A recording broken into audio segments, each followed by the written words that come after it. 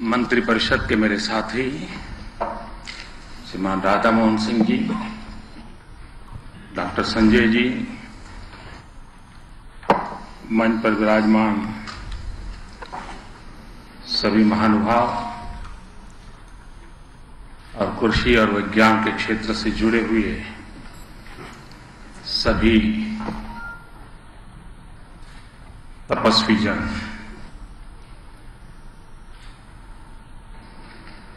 अभी मुझे standing ovation दिया गया। मेरी आप सबसे रिक्वेस्ट है कि हम देश के उन कोटि कोटि किसानों को आज स्टैंडिंग ओवेशन दें, जिनके कारण देश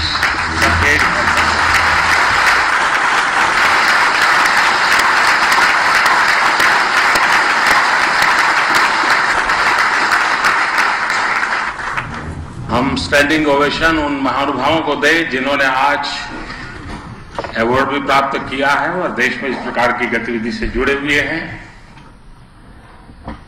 जिनका सम्मान करने का मुझे सौभाग्य मिला है। उन सबको मैं हृदय से अभिनंदन करता हूं। अय्यप्पन जी को मैं सुन रहा था, सुपर फास्ट ट्रेन चल रही थी।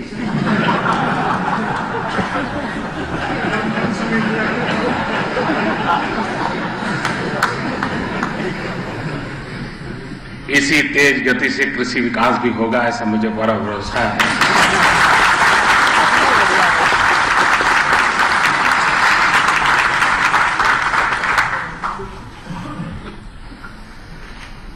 जब उन्होंने सबको स्टैंडिंग ओवेशन के लिए खड़ा किया तो ये कला मेरे ध्यान में आ गई कि लंबी देर तक सुनते समय नींद आ जाती है, तो बीच बीच में स्टैंडिंग ओवेशन अच्छा रहता है।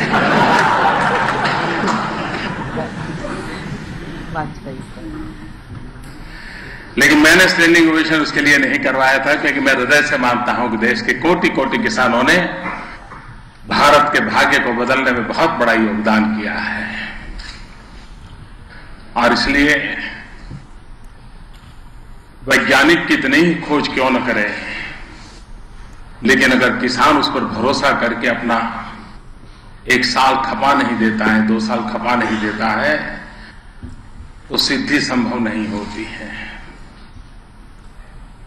कभी लैब में, कभी छोटे से प्रायोगिक व्यवस्था में सिद्धि प्राप्त करने में एक्सपर्ट को सफलता मिल जाती है, लेकिन जब तक उसका सरलीकरण नहीं होता है, सामान्य किसान को पल्ले पड़े उस भाषा, परिभाषा और प्रयोगों से उसको जोड़ा नहीं जाता है, तब तक इसका व्याप बढ़ता नहीं है।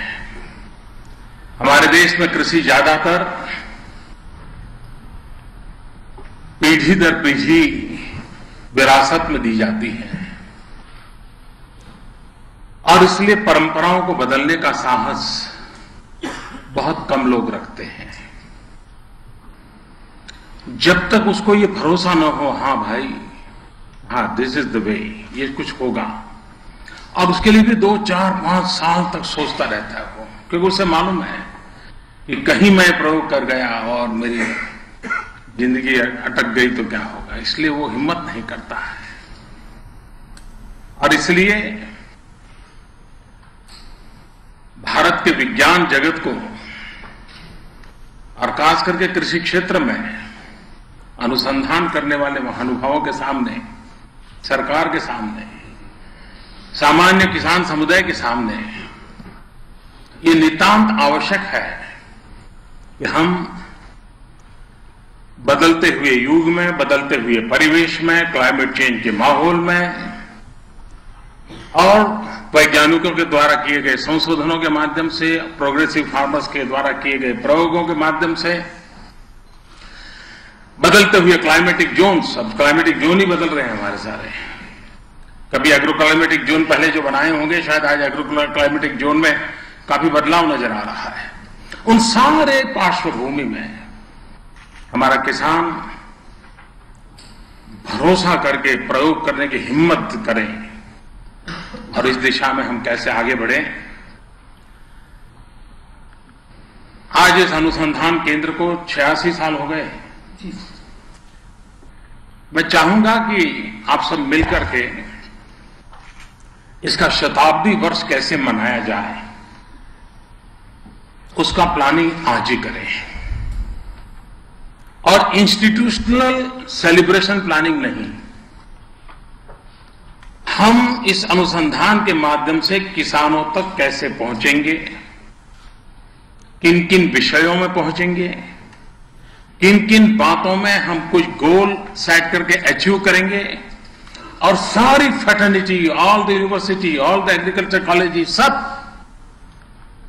इसकी शताब्दी के साथ रिसर्च के नए आयाम, उसके साथ सामान्य किसान को जोड़ने का प्रयास, इस दिशा में हम कुछ गोल तय करके आने वाले 14-15 साल जो भी हमें मिलते हैं, और एक सेंचुरी का मिशन गोल बना करके तय करके, मैं समझता हूं शायद हम 86 साल में जितना कर पाए हैं उससे ज्यादा 14 साल में कर सकते हैं। क्योंकि अब 86 साल पहले हमारी जो ताकत थी, 86 साल में उस ताकत सैकड़ों गुना ज्यादा है। विज्ञान ने भी भारी प्रगति की है, वैश्विक संबंधों का वातावरण भी, ज्ञान का आदान प्रदान भी बहुत तेजी से हुआ है। और इसलिए हम अगर ये गोल लेकर के चले तो हम बहुत कुछ कर सकते हैं। हमारे देश के सामने, क्योंकि ये सारी हमारी जो मेहनत है उसमें हमने दो चीजों को सिद्ध करना है। एक, हमारा किसान देश और दुनिया का पेट भरने में सामर्थ्यवान हो, और दूसरा, हमारी कृषि किसान का जेब भरने में सामर्थ्यवान हो। दुनिया का पेट तो भरे, लेकिन किसान की अगर जेब नहीं भरेगी तो शायद हम जो चाहते हैं उस स्थितियों को प्राप्त नहीं कर सकते। और इसलिए हमारी दिशा, हमारी योजना उस तरफ कैसे रहे।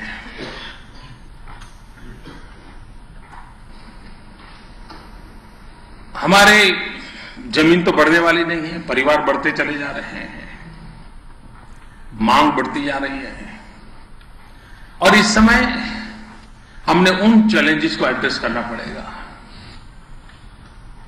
और हमारा फोकस सॉइल फर्टिलिटी, हमारे सॉइल में सदियों पहले जमीन को सुधारने के प्रयोग होते थे, ऐसा नहीं कि आज ये हो रहे हैं, लेकिन समय के अभाव से, आर्थिक दौड़ में किसान अब वो समय नहीं देता है। जमीन सुधार के लिए बीच में टाइम देना चाहिए, कुछ प्रक्रियाएं करनी चाहिए, जो उसको जानकारी है लेकिन कर नहीं पाता है। तब वैज्ञानिक इंटरवेंशन आवश्यक हो जाता है। उसकी परंपरागत पद्धतियां और साइंटिफिक इंटरवेंशन दोनों की जोड़ करके हम हमारी जमीन की फर्टिलिटी के संबंध में कोई निश्चित गोल के साथ कैसे आगे बढ़ सकते हैं। क्योंकि हमारे सामने आवश्यक है कि हमें प्रति हेक्टर उत्पादन बढ़ाए बिना हमारा कोई चारा ही नहीं है। उसी प्रकार से जो फसल 45 दिन में होती है, वो फसल 35 दिन में कैसे हो,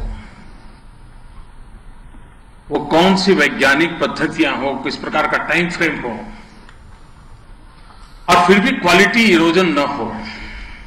जैसे मूंग में प्रयोग हुआ, उस टाइम तो बचा, लेकिन उसकी साइज बदलती गई, साइज छोटी होती गई, और जब साइज छोटी होती तो मार्केट गिर जाता है। क्योंकि सामान्य मानवी ने अपने दिमाग में मूंग की एक साइज सेट है, उसके मन में एक छवि तैयार है, उसी के आसपास होगा तो उसको मन में रहता है ठीक है। उसे अगर थोड़ा सा इधर उधर हो गया तो उसके मन में रहता है अरे भाई शायद ये अच्छा नहीं होगा। और इसलिए क्वालिटी इरोजन ना हो, उसके बावजूद भी प्रोडक्टिविटी बढ़े और टाइम फ्रेम रिड्यूस हो, इस पर हम कैसे काम कर सकते हैं। हम जानते हैं कि विश्व के सामने पानी का संकट है। वाटर साइकिल, वेदर साइकिल, दोनों के बीच में क्लैश हो रहा है, कॉन्ट्राडिक्टरी खड़ी हो गई है। अब हमारे सामने चैलेंज है इस वेदर साइकिल के साथ हमारा वाटर साइकिल का साइंटिफिक मैनेजमेंट हम कैसे करें, हम उसको नए तरीके से कैसे उसको जोड़ें, चाहे रेन वाटर हार्वेस्टिंग हो या जल संचय के नए नए अभियान हो, और हम जन सामान्य को जल संचय के संबंध में जितना जागरूक करेंगे, जितना भागीदार बनाएंगे, उतना ही ज्यादा परिणाम मिलेगा। Global warming, environment, 5 star hotel में होने वाले सेमिनार अपनी जगह पे है, उसका भी अपना उपयोग है, लेकिन आखिरकार ये काम करने वाला सामान्य मानवी है। उसके मन में ये भाव कैसे जगे, और जब तक ये विश्वास पैदा नहीं होता है कि पानी ये परमात्मा का दिया हुआ प्रसाद है, और जैसे हम मंदिर में जाते हैं ये प्रसाद का दाना नीचे न गिर जाए इतनी केयर करते हैं, बहुत सजग रहते हैं, भाई प्रसाद है गिरना नहीं चाहिए। ये पानी भी परमात्मा का प्रसाद है, एक बूंद भी बर्बाद नहीं होनी चाहिए। ये भाव सामान्य व्यक्ति तक हम कैसे पहुंचाए। जब साबरमती नदी लबालब भरी रहती थी, पानी भरपूर बहता था, महात्मा गांधी साबरमती आश्रम में रहते थे। 1930 का वो कालखंड था, 30 के पहले का कालखंड था, लेकिन कोई अगर पानी का पूरा ग्लास देता था तो बापू कहते नहीं, आधा पीना है तो आधा ले आओ, आधा पानी वापस करो, पानी बर्बाद मत करो। सामने नदी थी, लबालब पानी से भरी थी, लेकिन वो एक घूंट भी पानी को बर्बाद होने से पीड़ा हो जाती थी। ये लेवल ऑफ कॉन्शियसनेस, और अल्टीमेटली सक्सेस के लिए कॉमन मैन का लेवल ऑफ कॉन्शियसनेस जितना बढ़ता है उतने ही सक्सेस की संभावनाएं बढ़ती है। और इसलिए हम उस दिशा में कैसे आगे बढ़े। पर ड्रॉप मोर क्रॉप, ये हमारा मिशन स्टेटमेंट हो सकता है क्या। जैसे कम जमीन कम समय ज्यादा उपज, वैसे पर ड्रॉप मोर क्रॉप, यानी किसान पेट भी भरे और किसान का जेब भी भरे, कम भूमि में ज्यादा उपज हो।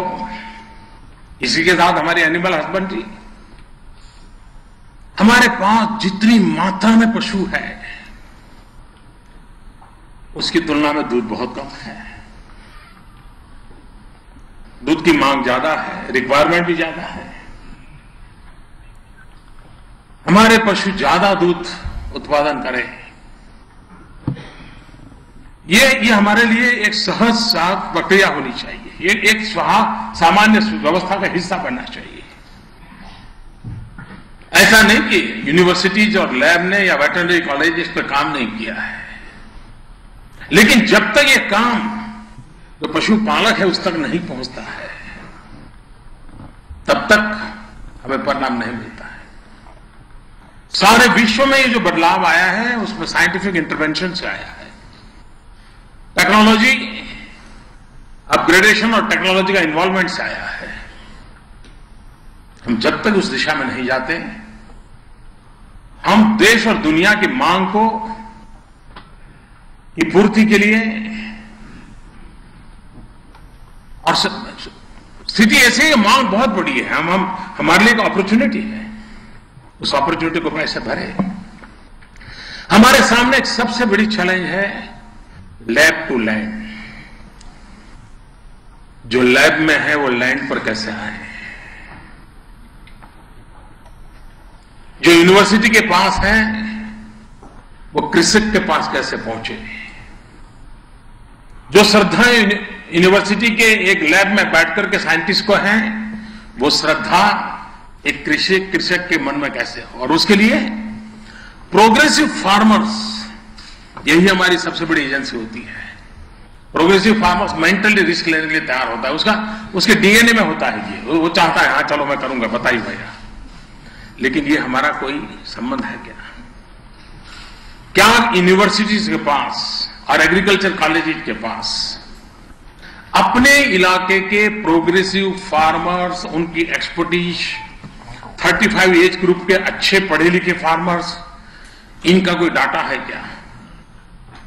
जो पढ़े लिखे हैं, यंग हैं, जो प्रोग्रेसिव हैं, क्या एग्रीकल्चर यूनिवर्सिटी अपने इलाके के 200-400 गांव के ऐसे लोगों का एक इंफॉर्मेशन बैंक बना सकता है, एक टैलेंट पूल बना, they are the real talent pool बना सकता है क्या? और उस टैलेंट पूल के लोगों को एड्रेस करके फिर उनके माध्यम से डिसेमिनेशन के कार्यक्रम बना सकते हैं क्या? हमारी एग्रीकल्चर कॉलेजेस जो है, उस इकाई को एक नोडल एजेंसी मान करके कम से कम हम हिंदुस्तान के 500-600 डिस्ट्रिक्ट में आराम से अपना नेटवर्क खड़ा कर सकते हैं। तो हमारे जो अनुसंधान होते हैं, हमारी यूनिवर्सिटी है, हमारी कॉलेजेस हैं, और स्टूडेंट है, और फिर एक फैकल्टी है, उन सबकी एक चेन बना करके इस व्यवस्था के लिए, और टाइम फ्रेम में काम कैसे हो और सहज प्रक्रिया के रूप से कैसे बने। जितनी हमारी एग्रीकल्चर कॉलेजेस हैं, उनका अपना कोई रेडियो स्टेशन हो सकता है, एग्रीकल्चर कॉलेज का रेडियो स्टेशन। और मैं इसलिए कहता हूं एग्रीकल्चर कॉलेज का रेडियो स्टेशन, किसान रेडियो बहुत सुनता है। एग्रीकल्चर कॉलेज जो जहां है, उसको उस इलाके की कृषि की स्थिति का पता है। वहां कॉलेज के स्टूडेंट्स को भी ज्यादातर उसी परिवार के बच्चे हैं जो कृषि क्षेत्र से आते हैं, तो परंपरा से भी जानता है। और उस एग्रीकल्चर रेडियो, कॉलेज चला है आजकल, रेडियो के लिए सुविधा है, परमिशन मिलती है। इन हाउस स्टूडेंट्स को काम दिया जाए, चलो रिसर्च करो और रेडियो पर आकर के टॉक करो। एक सहज रूप से ऐसी प्रक्रिया बन सकती है। हमारी एग्रीकल्चर कॉलेजेस रेडियो के माध्यम से लगातार किसानों को हर दिन 1 घंटा, आधा घंटा, 1.5 घंटा उसी इलाके के किसानों की समस्या, ज्यादा बारिश हो गई तो क्या करना, बारिश देर से आई तो क्या करना, बारिश कम आई तो क्या करना, फलाने प्रकार का रोग नजर आ रहा है तो उससे मैं क्या कर रहा। आप देखिए, अरबों खरबों रुपए के इन्वेस्टमेंट से बनी हुई मीडिया वर्ल्ड के सामने एक कॉलेज के बच्चों के द्वारा चलाया गया किसान के उपयोगी कार्यक्रम ज्यादा ताकतवर होगा, क्रेडिबल होगा, पॉपुलर होगा। हम इन बदलाव की दिशा में जाने को तैयार हैं क्या? अगर हम बदलाव की दिशा में जाने को तैयार हैं तो हम बहुत कुछ दे सकते हैं। हमारे देश में ऐसा तो नहीं है, मैं भी आप ही की तरह ज्यादा समय ले रहा हूं।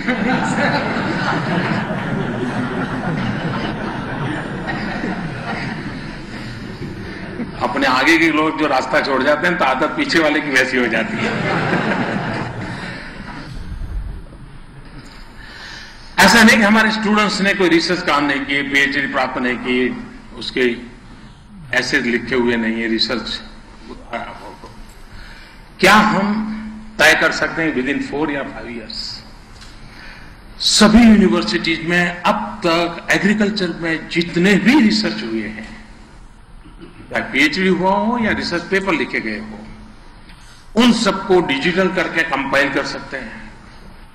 पूरे हिंदुस्तान में हमारे इस नौजवानों ने क्या रिसर्च किया है।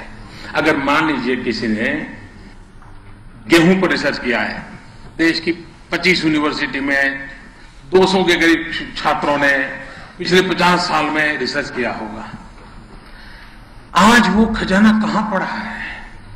क्या किसी ने इकट्ठा करके दोबारा उसमें से देखा, यूनिवर्सिटी ने देखा है कि भाई 50 साल में इस प्रकार के रिसर्च हुए, इन 50 साल के रिसर्च को एक कंपाइल करके हम इस पॉइंट को निकालते हैं और एक पूरा डिजिटल प्लेटफॉर्म तैयार हो सकता है हमारे रिसर्च स्कॉलर्स का। वरना उसने पीएचडी ले ली, नौकरी कर ली, रिटायर भी हो गया, बचपन में पीएचडी कर ली थी। देश को क्या मिला? और उसका कारण क्या है? हम चीजों को उसकी मालिकी बना देते हैं, वो राष्ट्र की धरोहर है, उस गौरव गान के साथ उसको जोड़ते नहीं है। मैं वो चीजें बता रहा हूं आपको जिसके लिए कोई बहुत बड़ा बजट नहीं लगता है, बहुत बड़ा एकदम कोई सूर्य चंद्र पर से विज्ञान उतारने की जरूरत नहीं पड़ती, सहज व्यवहार की बातें हैं। और आप देखिए ये ताकत इतनी बढ़ जाएगी। आज भी हमारे यहां पल्सेस एंड ऑयल सीड्स बहुत बड़ी चैलेंज है। क्या हम पल्सेस का उत्पादन और पल्सेस में प्रोटीन कंटेंट, गरीब से गरीब व्यक्ति के लिए प्रोटीन का सोर्स यही है। उस गरीब आदमी का भला करना है तो उसको वो पल्सेस मिले, प्रोटीन जिसमें ज्यादा हो, ताकि उसकी जिंदगी में वो काम आए। हम इसको प्रायोरिटी दे सकते हैं। ऑयल सीड्स, भारत कृषि प्रधान देश हो और हमें तेल बाहर से मंगवाना पड़े, खाने का तेल। अगर लाल बहादुर शास्त्री कहें जय जवान जय किसान और हिंदुस्तान का किसान खड़ा हो जाए और हिंदुस्तान का पेट भरने के लिए सामर्थ्य पैदा कर दे, तो क्या हमारे हिंदुस्तान के किसान के सामने ये चैलेंज नहीं रख सकते? भाई हमने कुछ करना है, अब खाने का तेल हम बाहर से नहीं लाएंगे, आइए हम सब मिलकर मेहनत करें। देश की आवश्यकता है, उस आवश्यकता की पूर्ति के लिए उठाएंगे कदम। हम गोल सेट कर सकते हैं क्या? गोल अचीव कर सकते हैं क्या? अगर जब तक हम सामान्य मानवीय की आवश्यकता और राष्ट्र की आवश्यकताओं के अनुसंधान में हमारी डिजाइन स्ट्रेटेजी वर्कआउट नहीं करते और उसके अनुसार रिसोर्स मोबिलाइज नहीं करते और उसके अनुसार ह्यूमन रिसोर्स को डेवलप करने का कोशिश नहीं करते, तो हम जो चाहिए वैसा परिणाम प्राप्त नहीं कर सकते। और इसलिए मैं आज इस प्रकार के प्रमुख लोग यहां बैठे हैं, हम सिर्फ एनालिसिस करके भी हाँ नहीं होता है, नहीं होता है, उसका एनालिसिस इनफ नहीं है, कैसे हो उसका एनालिसिस कैसे हो, इस पर हम कैसे कर सकते हैं। ब्लू रिवॉल्यूशन, भारत के तिरंगे के झंडे में हम ग्रीन रिवॉल्यूशन की बात करते हैं, व्हाइट रिवॉल्यूशन की बात करते हैं, लेकिन जो ब्लू कलर का अशोक चक्र है उस रिवॉल्यूशन को भी देखने की आवश्यकता है। और वो ब्लू रिवॉल्यूशन है हमारी सामुद्रिक संपत्ति, फिशरीज, उसके क्षेत्र में डेवलपमेंट, बहुत बड़ा ग्लोबल मार्केट बड़ा हुआ है, हमारे फिशरमैन की जिंदगी बदले। उसी प्रकार से कई बातें हो रही है, ऑर्नामेंटल फिश एक बहुत बड़ा क्षेत्र खुल गया है, अब मोती का खेती हो रहा है, बहुत बड़ा काम हो रहा है। उसी प्रकार हमारे कोस्टल, हमारी साइंटिफिक फैकल्टी और हमारे मछुआरे और हमारे समुद्र तट पर रहने वाले नागरिक सीवीड की खेती साइंटिफिक ढंग से कैसे हो। सीवीड आने वाला इन दिनों फार्मास्यूटिकल वर्ल्ड के लिए सबसे बड़ा रॉ मटेरियल इनपुट है, ग्लोबल मार्केट है सीवीड का, लेकिन हमारे समुद्र तट पर सीवीड की खेती का अभी हम उतना साहस नहीं कर पा रहे। और सीवीड में भी इतनी वेराइटीज है, इतना पोटेंशियल है उसके अंदर। सीवीड अगर मानो मनुष्य के लिए उपयोग आए ना आए, खाली उसका ऐसे ही घर में क्रश करके उसका रस बना करके खेत में छाट दिया जाए तो खेती के लिए वो बहुत बड़ा दवाई और फर्टिलाइजर दोनों का काम कर देता है। क्या कारण है कि हिमालय हमारे पास हो और चाइना के पास भी हिमालय का कुछ भाग हो, चाइना हर्बल मेडिसिन में बहुत आगे हो और हम मेडिसिनल प्लांट के संबंध में धीरे धीरे चिंता के क्षेत्र में चले जाए। मेडिसिनल प्लांट के संबंध में हमारा कोशिश क्या हो, हम क्या नया दे सकते हैं, हमारे मेडिसिन प्लांट का मैक्सिमम यूटिलाइजेशन कैसे हो। Pharmaceutical industry, pharmaceutical department and agriculture department, this research institution, ये चार मिलकर के उस विषय में क्या कर सकते हैं। मैं समझता हूं इतने सारा बड़ा स्काई इज द लिमिट, इस प्रकार का क्षेत्र हमारे सामने खुला पड़ा है। अगर हम सब मिलकर के इस नई सोच के साथ उस दिशा में आगे बढ़े, हम आने वाले दिनों में न सिर्फ भारत को न कि विश्व को बहुत कुछ दे सकते हैं। जिन महानुभावों ने इस काम को योगदान किया है, जिनका अभिनंदन करने का मुझे अवसर मिला, फिर से एक बार उनको मैं बधाई देता हूं। मुझे आप सबके बीच आने का अवसर मिला, मेरा सौभाग्य है। मेरी बहुत बहुत शुभकामनाएं हैं, बहुत बहुत धन्यवाद।